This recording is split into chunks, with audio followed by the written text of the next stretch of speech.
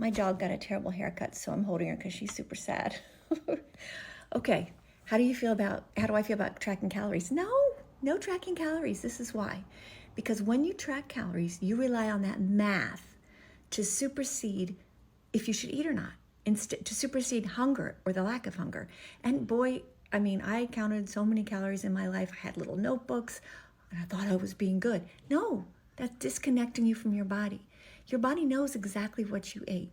And so when you decide that you're going to be an intuitive eater, which I really hope you do, because you'll be really glad, you don't have to do that anymore.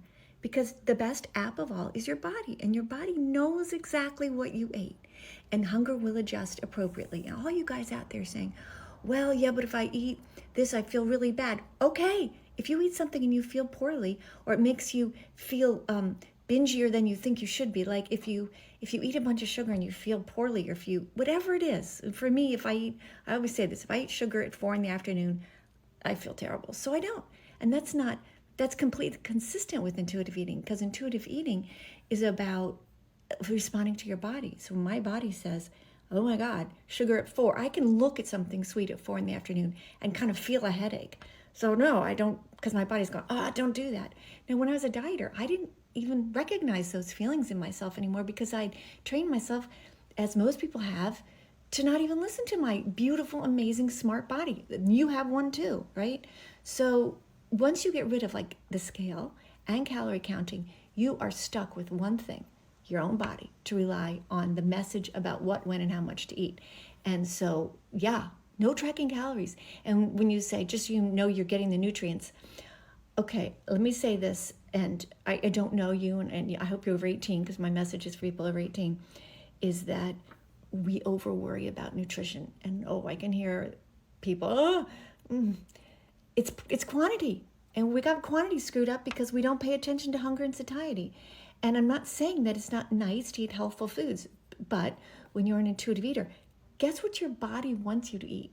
Healthful, nutrient-dense food. Your body craves that. And it also craves junky stuff.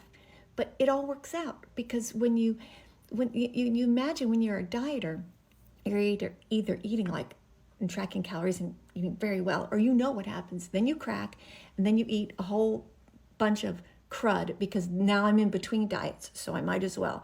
So you end up, binging on food that you don't even want it. I remember being in that binge mode, like on the weekends would totally happen to me, like after being good all week.